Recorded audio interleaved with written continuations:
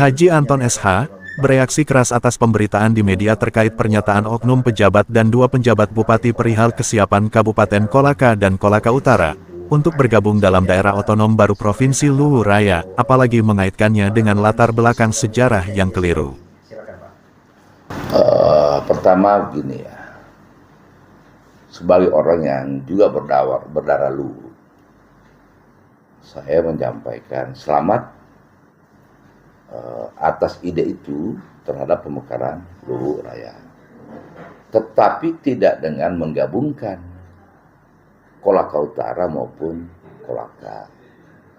Secara histori masa lampau memang pernah terjadi bahwa Kolaka Utara dan Mekongga khususnya itu pernah menjadi bagian Abdeling Luwu, bagian dari pemerintahan Luwu. Tapi jangan lupa bahwa Abdeling itu bukan karena suatu peperangan antara kerajaan Luwu, kerajaan Mekongga maupun Patowono yang ada di Kolaka Utara. Bukan. Tidak pernah terjadi peperangan. Tetapi yang lebih benar adalah bagian afiliasi kerajaan antara kerajaan Mekongga dan kerajaan Luwu. Kata afiliasi ini berarti saling menguatkan antara satu kerajaan dan kerajaan yang lain. Jadi bukan hanya Mekongga. Kalau cerita histori itu sampai di Muna, kerajaan Tiworo di Muna, itu bagian dari Abdeling, tapi saling menguatkan secara histori ya. Tetapi kemudian kalau itu mau digabungkan untuk menjadikan satu provinsi Luwu Raya, saya kira itu kecil kemungkinannya. Dari histori kedaerahan termasuk komunitas yang mendiami itu. Nah, karena sedikit orang yang pahami bahwa Luwu itu bukan suku, Luwu itu bangsa. Karena dia bangsa, maka didiami beberapa suku yang ada di dalamnya. Tapi jangan lupa bahwa sebelum ada namanya kerajaan Luwu, itu sudah ada yang disebutkan namanya suku Purba. Salah satu di antara itu adalah Tolaki. Ada, buka tuh sejarah Luwu. Yang kedua kemudian, sebagai lambang, Luwu itu adalah payung. Sehingga dia tertua kerajaan-kerajaan yang ada di Sulawesi Selatan khususnya. Itulah payungnya, namanya payung Rilu. Tapi kalau Anda ngerti sejarahnya, asal muasal payung itu harus dipahami bahwa dia punya tiang payung itu diambil dari tulang ikan hiu Lelewawo. Lelewawo itu Kolaka Utara. Lelewawo itu adalah bagian kerajaan Rahambu yang menjadi kerajaan tertua sesungguhnya yang ada di Sulawesi Tenggara khususnya. Yang kedua kemudian ornamen emasnya, ornamen sutra benang emasnya itu diambil dari Danau Matano. Nama Matano itu bahasa apa? Bukan bahasa Bugis, juga bukan bahasa Luwu. Matano itu bahasa Tolaki. Rahambu itu bahasa Tolaki. Yang berarti apa itu, Pak? Matano itu kan mata air. Yang sekarang menjadi Danau Matano yang ada di Solaku.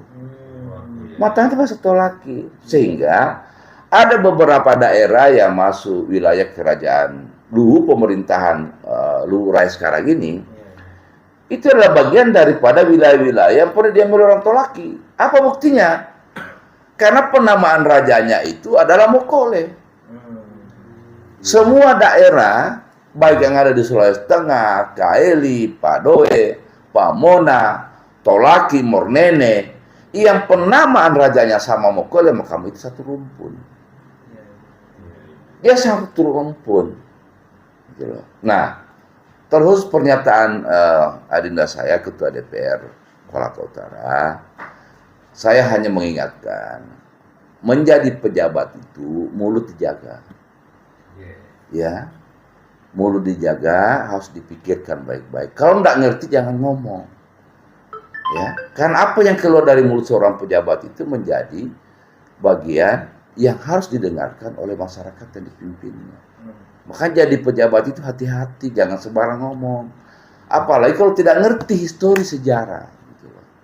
Mokola itu adalah nama raja yang rumpun suku Tolaki, Mornene, dan termasuk yang ada di Sulawesi Tengah. Termasuk Mekongga. Jadi saya kira sih dari sisi peristiwa itu, saya kira kecil kemungkinannya. Dan tidak mungkinlah kita masyarakat mau. Dari sisi pendekatan pelayanannya pun juga demikian, begitu jauhnya. Nah, kita sebagai sebetulnya bekas wilayah kerajaan-kerajaan yang pernah berafiliasi kerajaan dengan kerajaan Luwu, kalau memberikan support itu boleh. Kita memberikan support kepada wilayah Luwu Raya ini, bagaimana kemudian Luwu Raya ini segera untuk memenuhi syarat-syarat terbentuknya Luwu Raya. Salah satunya adalah Luwu Raya hari ini kenapa belum menjadi sebuah daerah otonom provinsi baru? Karena secara syarat belum dia penuhi, masih kurang satu kabupaten. Nah, kita bagian dari itu sebetulnya mandi kita support.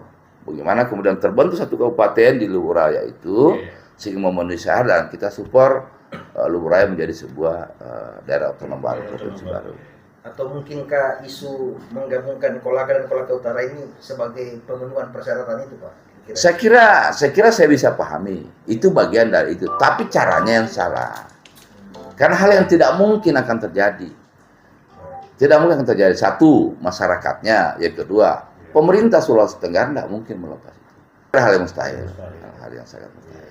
Jadi, marilah kita semua ini tenang, menjaga stabilitas, apalagi kadang hari ini menjelang pemilihan presiden, segala macam isu positif menjadi negatif, negatif menjadi positif, bisa diolah, sehingga kemudian stabilitas bangsa kita ini bisa goyah, dan kita berdoa sebagai masyarakat, dan saya menghimbau supaya hal-hal yang seperti begini dihentikan dan jangan pernah mencoba untuk membuat manuver-manuver yang bisa merugikan diri kita sendiri maupun kepentingan orang banyak.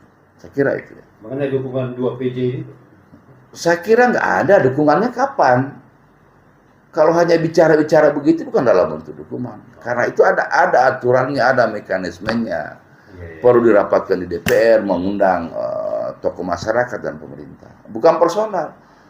Ya kalau tadi yang terjadi pernyataan PJ itu personal. Apalagi namanya PJ. PJ itu setiap saat bisa dicabut.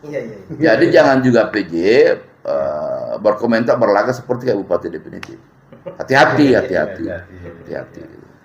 Intinya bijak-bijak ya dalam menyampaikan sesuatu. Harus bijak lah, harus bijak. Terima kasih banyak untuk waktunya, Pak Haji. Terima kasih.